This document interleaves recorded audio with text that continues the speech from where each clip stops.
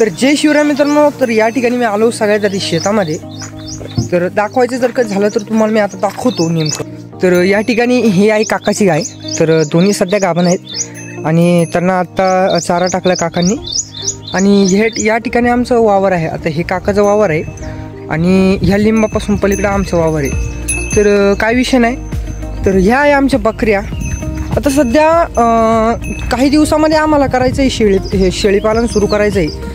तर चालू होता विचार की शेळीपालन सुरू करायचं, पण अजून थोड्या बकऱ्या बनवाव्या लागतील. आता ह्या सध्या पाठी आहेत छोट्या छोट्या, पण अजून थोड्या बकऱ्या आम्हाला बनवायच्या आहेत. तर यामध्ये विषय काय असतो माहिती का, की बऱ्याच जणांना वाटतं की हे जे शेळीपालन आहे हे तुम्ही व्यवस्थित करू नाही शकणार किंवा हे एक वेगळंच काम आहे.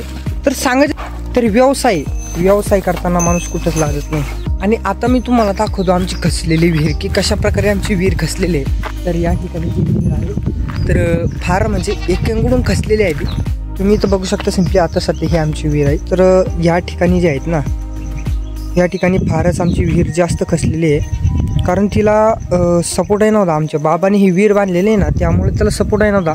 या साईडला जर कधी बघायला गेलं तर आमचं दत्ताचं आणि त्या मंदिराची रोज पूजा अर्चा झाल्याच नंतर आम्ही इथं पिण्यासाठी पाणी इथलंच काढतो. पण सध्या काय झालं, पाऊस पडल्यामुळे ना तेवढी जागा खाली कसली, त्याच्यामुळं पाणी पण थोडं घाण होतं.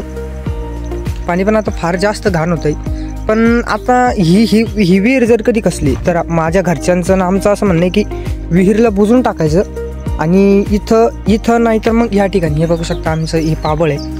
तर या ठिकाणी नवीन विहीर खांदायची, म्हणजे या पाबळामध्ये पावसाळ्यामध्ये जास्त पाणी थांबतं. या ठिकाणी आम्ही ढोरांना जे आहे तर अशा प्रकारे आम्ही इथं मक्का टाकलेली आहे. तर काही विषय नाही, अशा प्रकारचं आमचं. आणि हे आमचं भुसारा आहे या ठिकाणी आणि ही आमचं शेड आहे बकऱ्यांचं. बाकी सगळं इथं मोकळं वातावरण आहे, काही विषय नाही.